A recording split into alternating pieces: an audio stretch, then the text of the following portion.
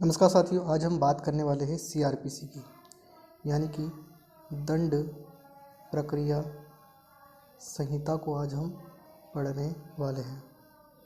हमारी दंड प्रक्रिया है 1973 की दंड प्रक्रिया है, जिसमें आज हम उसके इंट्रोडक्शन को देखने वाले हैं। तो चलिए चलते हैं। सीआरपीसी 1973, इसके संक्षिप्त नाम की यदि बात करें तो इसका संक्षिप्त नाम होगा दंड प्रक्रिया संहिता 1973।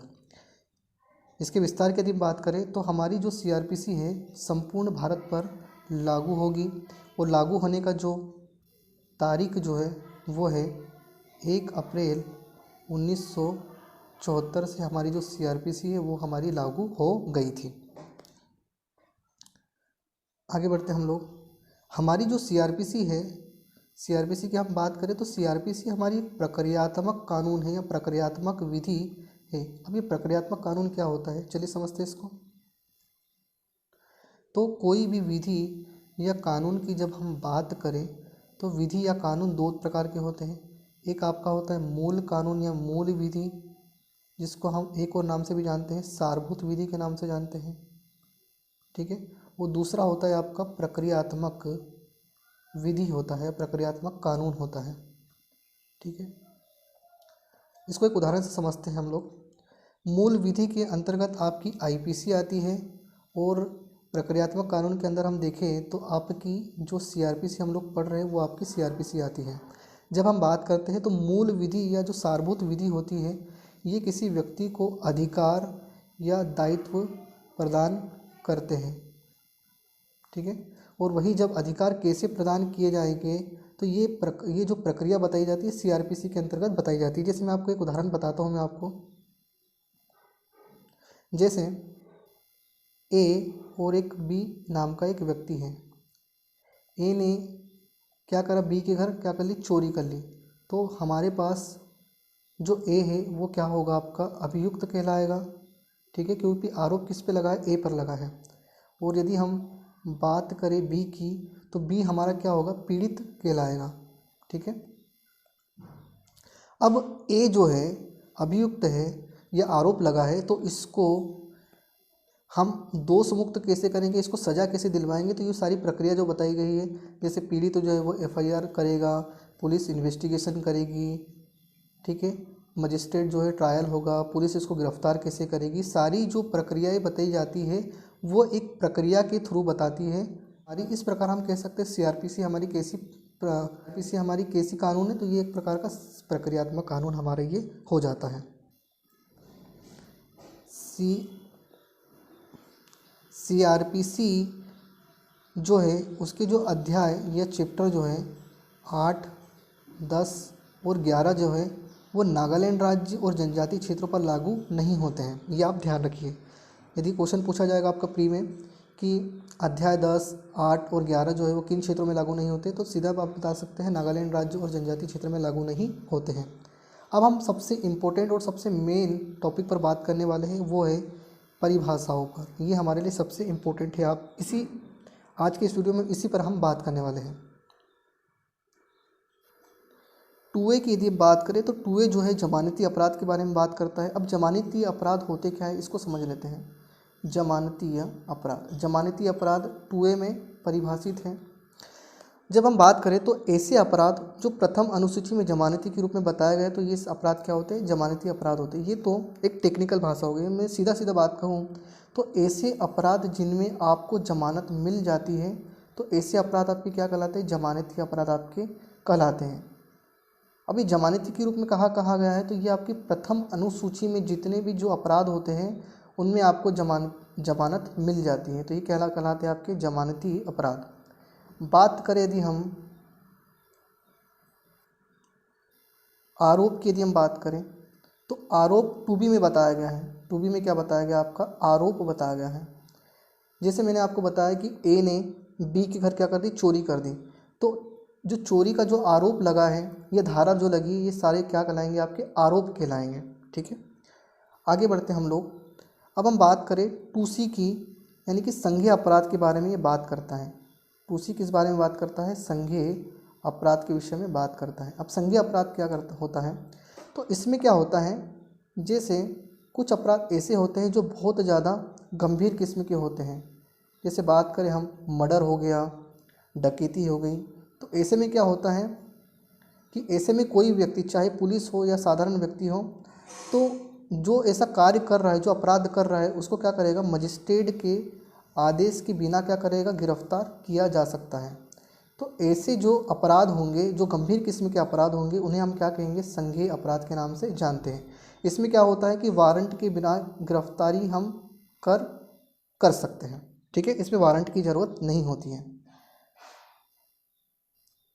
आगे हम लोग बढ़ते हैं। आगे हम बात करें 2D की, तो 2D में आपके परिवाद के बारे में बताया गया है। अब परिवाद क्या होता है, चलिए इसे समझते हैं। 2D में परिवाद बताया गया है। परिवाद जो है आप मजिस्ट्रेट के सामने करते हो।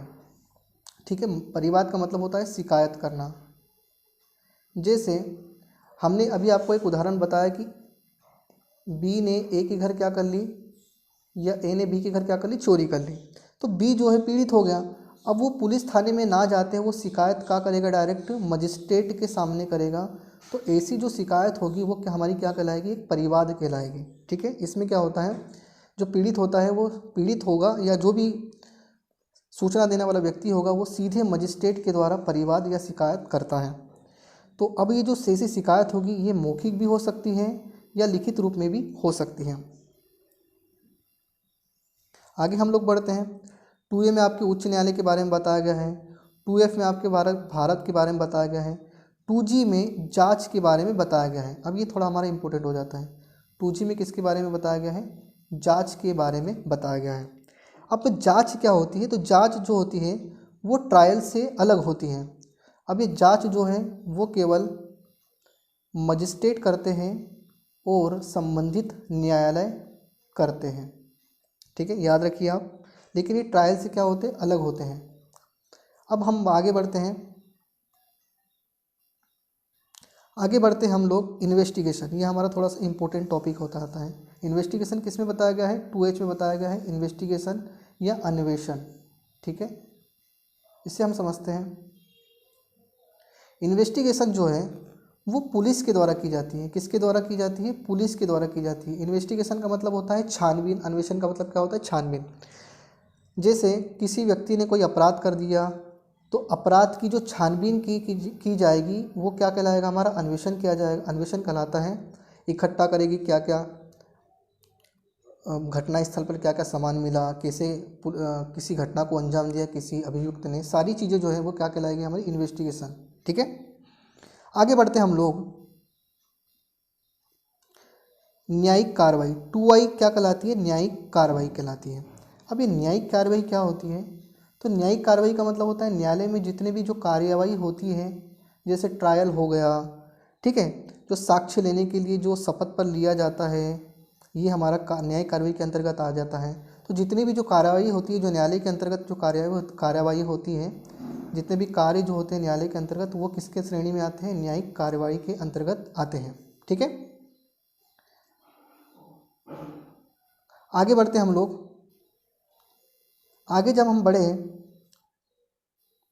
तो हमारा ये स्थानीय अधिकारिता के बारे में बताता है। 2J जो है वो अधिकारिता के बारे में बताता है। अब ये अधिकारिता क्या होती है, इसे समझ लेते हैं हम। तो अधिकारिता का मतलब होता है अपने अधिकार के अंतर्गत काम करिए। ठीक है, आपने देखा होगा आपके जब ज़िले की यदि हम बात करें तो ज़िले में भी क्या होता है, अलग अलग पुलिस थाने होते हैं। तो इस थाने का जो केस है वो इस मजिस्ट्रेट के पास जाएगा, इस थाने का जो केस है इस मजिस्ट्रेट के पास जाएगा। तो ये कोर्ट जो है, कोर्ट को ये बता दिया जाएगा कि भैया आप आपके अधिकार के अंतर्गत काम करिए, आपको इस अधिकार में हस्तक्षेप करने की ज़रूरत नहीं है, या तो इसका केस इसमें लेने की ज़रूरत नहीं है और इसका केस इसमें लेने की ज़रूरत नहीं है। तो ये हमारा क्या कहलाता है, स्थानीय अधिकारिता। आपके स्थानीय जो क्षेत्र है उसके अधिकार में रह के आपको काम करना पड़ेगा। आगे बढ़ते हैं हम। 2M जो है वो अधिसूचना के बारे में बताता है।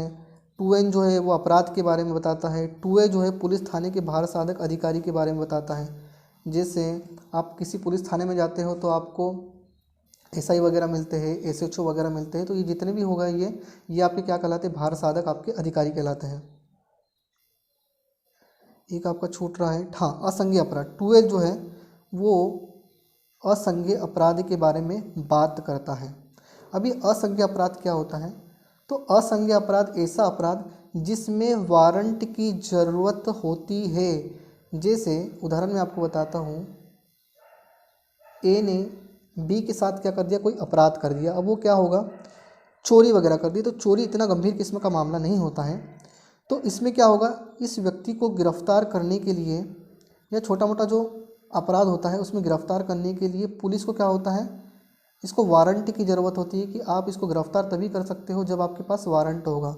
और ऐसा वारंट कौन जारी करता है? तो ऐसा वारंट जो होता है वो मजिस्ट्रेट जारी करता है। तो इस प्रकार हमने डेफिनेशन या परिभाषाओं को कंप्लीट किया। आगे आने वाले वीडियो में भी दूसरी वीडियो को हम कवर करेंगे। तब तक के लिए धन्यवाद।